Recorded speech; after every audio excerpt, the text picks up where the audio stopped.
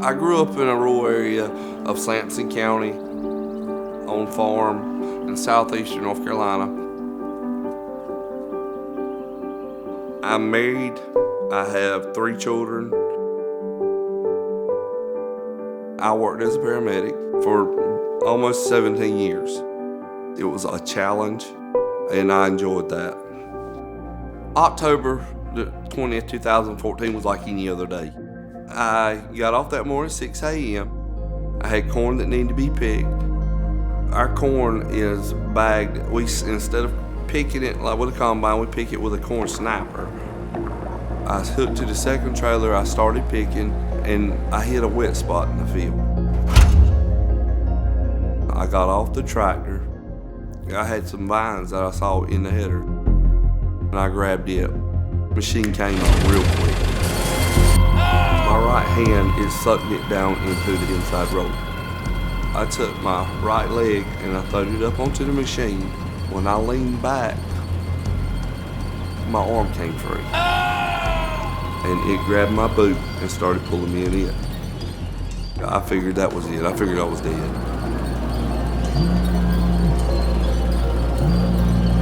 I felt something vibrating on my stomach. It was my cell phone. And I called 911. Sampson County 911. This is Kyle Cashwell. Come on the call by 8 Yeah, go ahead and get me a helicopter on the way. Said I've got to have a helicopter. Kyle, we got help on the way, okay? Please tell my wife I love her. We're prepared all the time for whatever may come our way. They gave us coordinates, and we lifted off. I got out of my car and I walked up, and when I walked up beside the tractor, I could see Kyle. There was blood everywhere. Hey Kyle, it's Jason. Hey man, what you need? Shut the tractor down. Shut it off. Got the tractor off. What else you need? Drop your duty belt. Put it on my arm. I got to cut his bleeding off. My mind was racing so bad. He was coaching me through the whole way. The EMS gets there and they're working on one of their own. Hey, Kyle. Yeah. They're having to try to keep him alive. I'll help you out, okay? Go ahead and get a line on him as quick as you can. Oh, right. oh. Have we figured out how to get his leg out of the machine yet? Guys, we need to use a spreader. Yeah, so you can get a second line on him. Got a helicopter Put a collar on him. 1, 2, 3. Oh! You're gonna be okay, Kyle. We called Christy.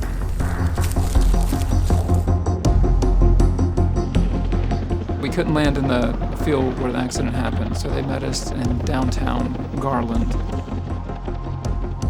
We knew what we had to do. We made sure the tourniquets were tight. We made sure we had good IVs. And we both knew that this is very serious. He told me he loved me. Whenever they took him out of the ambulance, blood just dripped on the ground, and I was like, oh gosh, this is not good. They loaded him up on life flight. One of the firefighters suggested that we have a prayer circle, and we did. We prayed as Kyle went up. Me and my partner looked out to see family like that come together, family and friends and community. And that's what sustains us all. Life Flight 3. Life Flight 3, go ahead. Hey, can you just give the ER a heads up? We will be coming back to Duke. We'll have a level 1 trauma patient. Good copy on all Life Flight 3. I will let the ER know. This is Duke, go ahead. Got about a 40-year-old male who's caught in a corn picker. So far he's got 2 liters of crystalloid. We're starting blood at the present time. 10-4, what's your ETA? 359 months out. If you got any help, we could use a few people. Hey, Dr. Villani, we're getting a level 1 trauma, recess for 10 minutes. Has it been leveled yet? Yes, I paged it out. Okay, where's the emergency release blood form? Somebody has to run these traumas and create order out of chaos. See things in slow motion, but act faster than anybody. A very coordinated effort needs to be delivered. I'm calling the blood bank and making sure that they have a lot of blood available and getting the OR ready to save his life. We landed at Duke, got Kyle offloaded and down to the ER as fast as we could. Dr. Shapiro met us there with the entire trauma team. 1, 2, 3. Kyle Cashwell is 34 years old. Airways intact. Get the clothes off. Don't forget the basics. Radial pulse. The right lower extremity is mangled and pulses are difficult to obtain. His blood pressure is falling, his heart rate's going up, his mental status is not as acute as it should be, and he's looking pale. This is somebody who's teetering on the edge. We were only in the emergency department for 23 minutes. There was only so much we could do. It was obvious he needed to go to the operating room. What do you guys think? Do you think it's salvageable, reconstructable? It's going to be a tough limb to salvage. I think we're probably going to have to proceed with a below-knee amputation. It's not just one person that shows up to these traumas, it's an entire team. Many anesthesiologists, you get many CRNAs. Orthopedics was in there. You just get people who care, who know that there's a call to action, and they show up. The first surgery is what we call disaster control orthopedics. You're basically trying to stabilize what injuries you have so that you can get them to an ICU where they can undergo further resuscitation. Hey, can you give Nancy a call in the SICU? Let her know we're going to be packing up shortly. When Kyle first got to the intensive care unit, he was really sick. With bad traumas, there's a large blood loss. Kyle was as close to death as you can be without dying. He had a great hurdle to get past with infection from the soil that had been contaminating his wounds at the time of his injuries. Kyle continued to spike fevers and the infection was spreading. Okay, so we're done with surgery for today, and things went about as expected. He went to the operating room every other day. We would find either more tissue that had died or that didn't look good.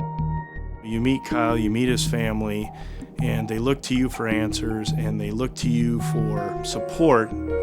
We were caring for his entire family.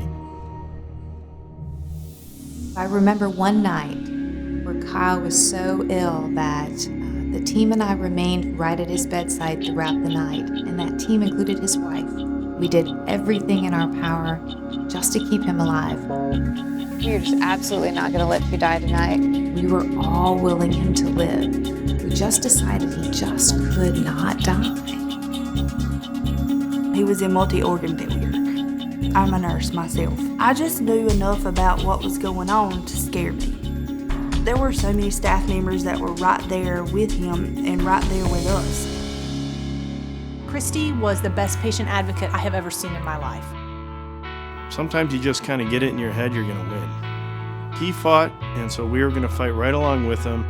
And then we finally got to kind of turn the corner. Things are looking better. Kyle did get a hold of that infection. When I first opened my eyes, I knew what had happened to me. I knew my ankle was gone, my foot was gone. My right arm, I didn't realize that it was as bad as what it was. I could not hold anything on my stomach. I was nauseated. The depression was terrible. You know, I was used to running from daylight to dark 6 days a week, non-stop. I don't have an arm and a leg now. What am I supposed to do? The hardest thing that I remember was Lathan telling me, "Daddy, I love you, bye." He pretty much already accepted that I was going to die. When I walk in here, each shift I kind of think about the emotional, the spiritual, and the mental things of what I should do for my patient alongside of my physical needs that they need to have met. I kind of adopted the Cashwell family. One thing that we don't typically allow is to have young kids stay in here overnight. We just said, you know, is there any way we can have Lathan spend the night on Christmas Eve? I'm like, are you kidding me? I wish I'd thought of it. He spent Christmas Eve with us. Erica Barfield was dressed up like an elf, and he just thought that was the awesomest thing. He says, Santa sent an elf to take care of Daddy last night. It was really good for Kyle too because he had been a little downtrodden. Kyle was kind of laying in the bed, moping around, and I walked in and I said, "Christy, do I have your permission to get a little tough with Kyle right now?" And she said, "Yeah, you do." And I said, "Kyle, you have the option to lay in that bed and you can sulk, or we can get out of this bed We can take every day for what it's worth. We can face it head on. For your 3 kids and for your wife. All right? You ready to do this? Yeah. Okay.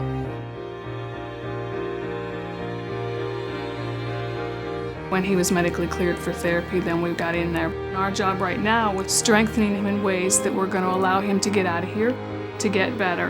A lot of it was just beginning motion, moving to the side of the bed. We physically help him, and then taking away some of the assistance we were giving him until he got to the point where he was doing it. I was like a cheerleader. We have to get you up in order to talk about getting to rehab to get close to home. And sometimes dangling that word home is enough to motivate. I said, we have to get your wounds healed first, but you are going to get a prosthetic leg, and I'm sure you're going to do well. Nancy Payne was awesome. She was like a mother figure, really, you know. She could figure things out. This is a sample of a knee that you may have. Sandra Jones came to see me in the hospital, the Center for Orthotic Prosthetic Care. I worked with them. I fell multiple times. I'd get back up with help, and I'd push right on. You guys have been through a roller coaster of emotions, but I just want to see how you're doing right now. He had to learn to be independent again, and we had to push him to that point, because I don't think if we hadn't pushed him so much, he would be where he is today. My goal was to get Kyle to rehab because that's where he could make the biggest gains. We had done our job. Kyle had done his job here, and he needed to get there as soon as possible. I had spent my 70 days at Duke, and I left and I went to rehab for 14 days, I was home. Once you start feeling good about something, there's something to knock you down. It wasn't until that last clinic visit that you feel good about it. You know, you did your best, and that day was good enough. That's why we do what we do. It was hard on me, but it was twice as hard on Christy and the children. Everybody at Duke pushed hard and went above and beyond to take care of me, to take care of my family. His survival was largely based upon his thinking, even in times of hemorrhagic shock. But the pre-hospital folks, which include the sheriff who applied the tourniquet, are really the heroes on the front line. We're just part of the team here.